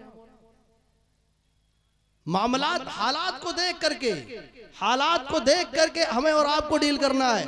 अल्लाह के नबी आगे क्या कहते हैं सुनिए, ऐ आयशा बर्तन तोड़ा है ना, बर्तन तोड़ा है, इसलिए अपने घर का प्याला लेकर के आओ, जो सही सालिम प्याला है वो प्याला बदले में वापस करना है। मामले को डील भी कर लिया, उधर भी दिल नहीं दुखने दिया, यहां भी मामला रफा दफा हो गया। अगर अल्लाह के नबी उसी पे सख्त रिएक्शन देते और भड़कते और जज्बात में आते, सिवाय बात बढ़ने के उसका कोई फायदा नहीं था। इसीलिए दाना लोगों ने कहा है कि जब बीवी गुस्से में हो तो शौहर को खामोश हो जाना चाहिए, और जब शौहर गुस्से में हो तो बीवी को चुप हो जाना चाहिए। अगर इस दिवाजी जिंदगी को दूर तक लेके जाना है, खुशगवार बना के रखना है, तो इस फार्मूले के ऊपर अमल करना जरूरी है। और चूंकि आम तौर पे ऐसे मौके पे औरत की जबान कंट्रोल में नहीं आती है, आम तौर पे ऐसे मौके पे औरत की जबान कंट्रोल में नहीं आती, इसलिए मेरी माओ बहनों ये जुमला सुनिएगा। अल्लाह के नबी ने फरमाया कि जहन्नम में औरतों की जो कसरत होगी उसकी एक वजह ये होगी, यकफुरनल अशीर, कि अपने शौहरों की नाशुक्री करती हैं, बदजबानी करती है, उनकी शान में गुस्ताखी करती है, जबकि उनका मकाम वही है। इतना बड़ा मकाम है, इतना बड़ा मकाम है, इतना बड़ा मकाम है कि अगर अल्लाह के अलावा किसी को सजदा करने की इजाजत होती तो बीवियां शौहरों को सजदा कर रही होती। ये कह के अल्लाह के नबी ये पैगाम देना चाहते हैं कि घर के निज़ाम को अगर चलाना है तो शौहर का आखिरी फैसला ही फैसला माना जाए, लेकिन किस मसले में? जिसमें शरीयत के खिलाफ ना हो। बाकी जो शरीयत के मुताबिक होगा, चाहे बीवी की बात हो या शौहर की, वो बात मानी जाएगी। मेरे ईमानी भाइयों, मैं अर्ज़ ये कर रहा हूँ कि इस दिवाजी ज़िंदगी को अगर खुशगवार बनाना है, खुदा की कसम आका सल्लल्लाहु अलैहि वसल्लम की सुन्नत और आपकी शरीयत से बेहतर कोई तरीका नहीं। इसलिए कोशिश करे कि अपने घरों के माहौल को खुशगवार बनाए, एक दूसरे की गलतियों को दरगुजर फरमाए। एक सहाबी आए अल्लाह के नबी के पास, कहने लगे हमारी बीवी में ये कमियां है, दुनिया भर की कमियां शुमार करा दी। अल्लाह के नबी ने उनको बिठाया और प्यार से पूछा, ये बताओ उसमें कोई एक खूबी भी है कि नहीं है? भाई कितनी भी बुरी होगी कुछ तो अच्छाई होगी। अल्लाह के नबी फरमाते हैं कि अपनी बीवी की अच्छाई पर फोकस करो, नजर उसके अच्छी आदतों पर रखो, बुरी आदतों को इग्नोर करो। बीवी को भी चाहिए कि शौहर की अच्छाइयों को हाईलाइट करे, बुराइयों को दबाए। अगर दोनों तरफ से ये मामला होगा,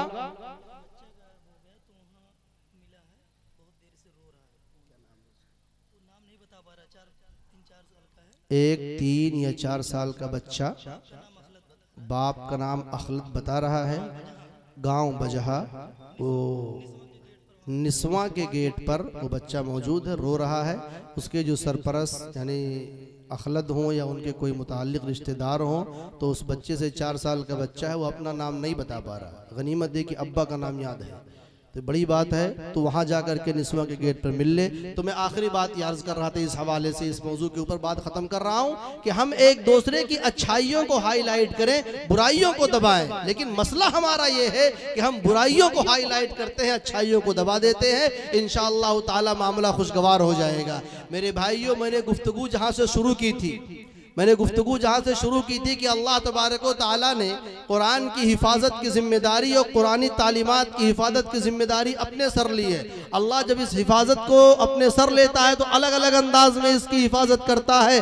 कभी इस दीन की हिफाजत की अल्लाह तबारक व तआला ने सहाबा के जरिए, कभी इस दीन की हिफाजत की बादशाहों के जरिए, उमरा के जरिए, नवाबों के जरिए, जमींदारों के जरिए, और जब हालात ने पलटा खाया तो अल्लाह तबारक व तआला ने इस दीन की हिफाजत की दारुल उलूम देवबंद के अंदर बैठे हुए उन चंद बोरिया नशीनों के जरिए, जिनके हाथ खाली थे, उनके हाथ में कुछ नहीं था, और वहीं से सिलसिला चल पड़ा। अगर मैं उस वाक़े को दोहराऊं आपके सामने, रुदाद दारुल उलूम में लिखा है कि उस दिन जुमा का दिन था और देवबंद की सरजमीन पर एक हस्ती थी जिनका नाम हाजी सैयद आबिद हुसैन था। वो सादात खानदान से थे, वो सैयद थे, रुतबे के एतबार से, इल्म के एतबार से, मकाम के एतबार से, बुजुर्गी के एतबार से बढ़े हुए थे। उनका अपना एक मकाम था पूरे इलाके के अंदर, शोहरत थी पूरे इलाके के अंदर। लेकिन जब बात आ गई कुरान की हिफाजत की, आका के दीन की हिफाजत की, तो वो सैयदजादा अपने सर के ऊपर से बंधे हुए रुमाल को खोलता है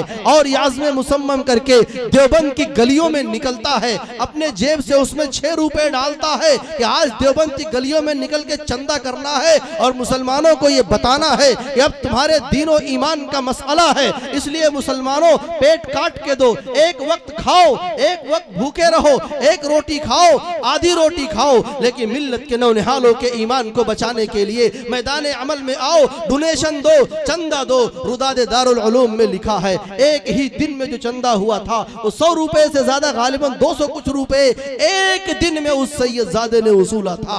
और वहीं पर दारुल उलूम देवबंद की बुनियाद डालकर हुज्जतुल इस्लाम कासिम नानोतवी ने यह ऐलान किया था कि देवबंद के तर्ज पर चलने वाले मदरसों और देवबंद के तर्ज पर चलने वाले मदरसों को चलाने वाले जिम्मेदारों, एक बात याद रखना, जब तक ये इदारे अवामी चंदे पर, अल्लाह के भरोसे पर चलते रहेंगे, इंशाअल्लाह ताला खैर व खूबी के साथ कयामत तक चलते रहेंगे। और जिस दिन इसमें किसी की मजबूत आमदनी इस तरीके से हो गई कि अकेले कोई एक सेठ साहब चलाएंगे, अकेले कोई सरकारी महकमा चलाएगा, अकेले कोई एक जमींदार चलाएगा, उन्होंने फरमाया फिर इसके अंदर से खैर उठा लिया जाएगा। उन उलमाए रब्बानीयीन ने इस नसीहत को अपने अपने अपने दामन से वाबस्ता कर लिया, इस नसीहत को बांध लिया और इसी के साथ मैदान अमल में निकले। एक एक दरवाजे पर दस्तक दी, एक एक घर में गए।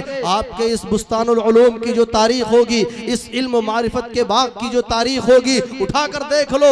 यहाँ भी जो बानी आया होगा वो भी आवाम को ललकारा होगा, उसने आवाम को आवाज दी होगी। और जब से मदरसा कायम हुआ है आज तक अवामी ताउन से चल रहा है। रिपोर्ट ये मिली है कि यहाँ की आवाम इस इदारे से इतनी मोहब्बत करती है कि इस इजलास के लिए मुल्क और बैरून मुल्क से सफर करके आए हैं। ऐ पौली की सरजमीन के और इसके कुर्बो जवार से ताल्लुक रखने वाले गयूर बाशिंदों, एक बार फिर आपके इस इदारे को आपके उस ताउन की नहीं, आपके इखलास की जरूरत है, आपके उस जज्बे की जरूरत है, आपकी उस मोहब्बत की जरूरत है। जिस मोहब्बत, जिस जज्बे, जिस इखलास से इतने सालों से आपने अपने इस इदारे को सींचा है, आज फिर मैदान अमल में आइए। मैं ये अर्ज करके अपनी बात खत्म कर रहा हूँ कि सामईन ने बैठा हुआ कोई भी एक बंदा, बल्कि एक बच्चा भी ऐसा नहीं होना चाहिए जो अपने जेब खास से ताउन न करे। मैं नहीं कहता कि आप 1 लाख दीजिए, 50,000 दीजिए, नौनिहालों, छोटे छोटे बच्चों, अगर तुम्हारे जेब में 2 रुपए के सिक्के हो, तुम्हारे जेब में 5 रुपए के सिक्के हो, तुम्हारे जेब में 10 रुपए के नोट हो, आप उसी का ताउन करो। लेकिन एक एक बंदा इस कार्य खैर में अपना ताउन पेश करे।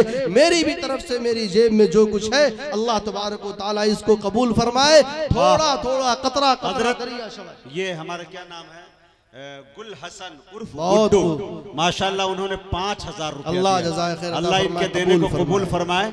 हर बंदा और हजरत एक लंबा सा लिफाफा, काफी तगड़ा लिफाफे की सेहत अमित शाह जैसी है।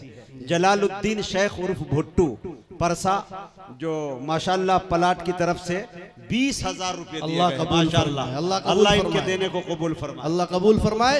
एक एक बंदा अपने बच्चों के हाथ से भिजवाइए, ओमकार यादव भाई, देखिए हमारे बिरादरान वतन ओमकार यादव 1000 रुपया दिए हैं। आते जाए, मेरा मानना यह है कि एक भी शख्स बैठा न रहे। जी जी जी जी, नेकी और पूछ पूछ अमा कूद पड़ो, दिल रख दो, जिगर रख दो, जेब झाड़ कर इधर रख दो।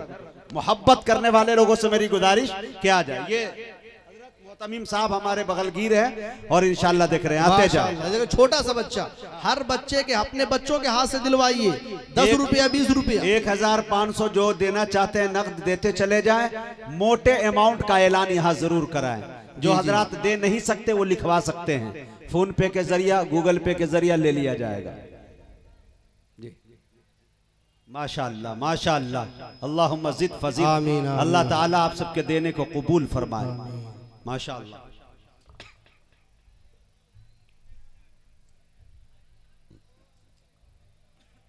माशाअल्लाह। मेरी माएँ और बहनें वो भी इस मौके को गनीमत जानते हुए छोटे बच्चों या बच्चियों के हाथों के जरिए ताउन भिजवा सकती हैं। हाँ, माँ बहनें ऐसे मौके पे अल्लाह तबारक व तआला जब दिल में बात डाल दे तो जो आपके बस में हो निकाल दे। मैंने कितनी औरतों को ऐसे मौके पे देखा है, उन्होंने बेधड़क अपने जेवरात निकाल के दे दिए। अल्लाह तबारक व तआला कबूल फरमाने वाला है। जो आपके हाथ में है, जितनी आपकी वसाअत है। फोन पे नंबर दे दे इमरान भाई। हाँ, इमरान भाई से गुजारिश है कि कमेटी के किसी जिम्मेदार का फोन पे स्कैनर दे दे, ताकि कुछ लोग फोन पे भी करना चाह रहे हैं। डिजिटल जमाना है, उसका भी ख्याल रखना चाहिए, बल्कि स्कैनर रखना चाहिए। लाइन लगी हुई, अल्लाह तबारक व तआला कबूल फरमाए। हम सबको इसी तरीके से जन्नत में दाखिले की तौफीक अता फरमाए। बड़ा जज्बा है, अल्लाह इस जज्बे को सलामत रखे। इस इदारे को दिन दूनी रात चौगुनी तरक्की अता नेता ने माशाअल्लाह 2000 रुपया दिया, अल्लाह के देने को कबूल फरमाए। आमीन आमीन। जी आते जाए, अल्लाह ताला जिनको जितना नवाज रहा है आते जाए। हाँ, ये स्कैनर रहा भाई, आ जाए। ये ले, मौलाना नूर आलम साहब हलीमी मौजूद हैं यहाँ, इंशाअल्लाह इनसे राब्ता करें और मदरसे का स्कैनर। सामईन आप जाए नहीं अभी, इसके बाद बिरादर मोहतरम रफीक दर्स मोहतरम जनाब मुफ्ती मोहम्मद तारिक कन्नौजी साहब स्टेज पे तशरीफ फरमा है, वो अपने मखसूस लहजे में नातिया कलाम भी पेश करेंगे। और उसके बाद इंतहाई दिलनशी खिताब होगा हजरत मौलाना अहमद शमीम साहब कासिम दामत बरकातुहुमुल आलिया का। आप हजरात तशरीफ रखें और ताउन दिल खोल कर करते जाए। ये नेक काम है, अल्लाह तबारक व तआला इस इदारे को सरसब्द शादाब रखे। वाकई ये जज्बा, बहुत प्रोग्रामों में जाने का मौका मिला, बहुत जगह पर चलने का ऐलान भी हुआ, लेकिन इस तरीके से लोग जिस तरीके से झूक दर झूक आ रहे हैं, लाइन लगी हुई है। अल्लाह तबारक व तआला इस मंजर को, ये है बुस्तानुल उलूम के चाहने वाले दीवाने परवाने। बहुत खूब, जल्दी जल्दी आया ताकि प्रोग्राम को बाज़ाब्ता आगे बढ़ाया जा सके। भाई जो साहब स्कैनर मांग रहे थे, ये लीजिए, चाहिए ये इधर दो, स्कैनर दीजिए। हाँ, सरवर अली साहब ने 1000 रुपया दिया है। जिस मकसद से भी दिया हो, अल्लाह ताला उनके मकसद में कामयाबी अता फरमाए। बहुत अल्लाह तबारक। आप लोगों से मेरी गुजारिश है दोस्तों, जाने का माहौल न बनाए। मुफ्ती तारिक जमील साहब कन्नौजवी, शमशेर जहाना गंजवी आपके हवाले अभी करीब आने वाले हैं। एक बड़े मुकर्रिर हमारे दरमियान और है, मौलाना अहमद शमीम साहब। उनको सुने बगैर अगर आप जाते हैं तो इसमें आपका नुकसान है, उनका कोई नुकसान नहीं। स्कैनर दीजिए। हाँ, क्या जरूरत है इसका ऐलान करने के लिए, बताइए। ये ऐसे बच्चे का गिरा होगा, इसमें कुछ है ही नहीं है, बच्चे ने फेंक दिया होगा। ये भाई किसी साहब का पर्स गिर गया है, गिरा नहीं होगा, बल्कि ऐसे ही पर्स मिल जाते हैं तो बड़ी ईमानदारी के साथ पहुंचा दिया जाता है, जिसमें पैसा तो छोड़िए कागज का टुकड़ा भी नहीं है। अगर अभी किसी का मोबाइल गायब हो जाए तब बड़ी ईमानदारी से ऐलान करे, तब जानते हैं कि कितने बड़े हैं आप।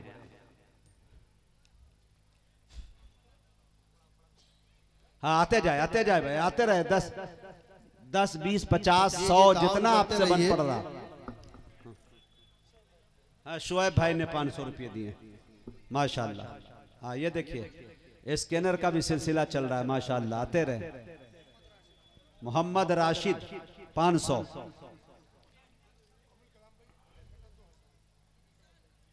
अबुल कलाम भाई धन कटा माशाल्लाह 2000 रुपये दिए, एकदम अल्लाह करेंसी कबूल नहीं। अल्लाह ताला इन्हें इनका बदला इनका बहुत ज्यादा अता फरमाए। 2 नहीं 2000 के बदले 2 लाख अता फरमाए। अल्लाह ताला कबूल फरमाए माशाअल्लाह।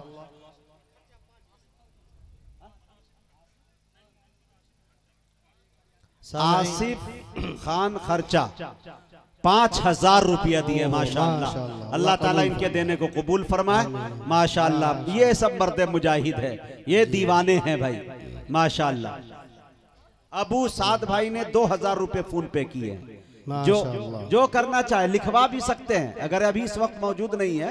अगर आप होम मिनिस्टर से मशवरा करना चाहते हैं मोहतरमा से, तो कल भी डाल सकते हैं, लेकिन अभी लिखा सकते हैं इरादे में। इस मशवरे पर एक बात याद आई जी हजरत, कि जब किसी भी आदमी से कोई बात कही जाए और वो ये कहे कि मैं जरा सोच लूं फिर बताऊंगा, तो जानते हैं इसका मतलब क्या होता है? जी इसका मतलब सोचना नहीं होता है, उधर हकीकत ये कह रहा होता है जरा मैं बीवी से पूछ लूं फिर बताऊंगा, क्योंकि बेचारे के अंदर खुद फैसला करने की हिम्मत नहीं है। इसलिए नेक काम है, इसमें क्या पूछना। नेक कामों में इस्तिखारा नहीं किया जाता, नेक कामों में बढ़ के अमल किया जाता है। हज़रत मौलाना अब्दुल खालिक संभली साहब नव्वरल्लाहु मरक़दा अलीगढ़ मुस्लिम यूनिवर्सिटी में उनको पढ़ाने के लिए तय कर दिया गया था। उसी बीच में दारुल देवबंद ने उनको बुला लिया, तो वो अलीगढ़ से बोरिया बिस्तरा बांध के दारुल देवबंद के लिए जाने लगे। तो एक प्रोफेसर साहब उनसे कहने लगे कि हजरत कुछ नहीं तो इस्तिखारा कर लीजिए। बड़े लोग थे, उन्होंने कहा इस्तिखारा खैर को तलब करने के लिए होता है, इससे बड़ा खैर क्या होगा कि दारुल के लिए बुलाया जा रहा है। हजरत हाजी रफीक साहब ने माशाल्लाह 10,000 रुपया इन्होंने कबूल फरमाए माशाल्लाह। अल्लाह ताला इनके देने को कबूल फरमाए, आमीन आमीन। महफूज भाई ने 1000 रुपया फोन पे दिया। सिराज अहमद 5000 रुपया दिया। देखते रहे आप, क्या बात है, सिलसिला बाकी रहे। जल्दी आप हजरत लेने को तैयार होइए, देने के लिए पूरी कायनात बैठी है इंशाअल्लाह। अच्छा 10,000 अशफाकु चा दिए हैं। चलिए जो भी हो, अल्लाह ताला देने को कबूल फरमाएंगे।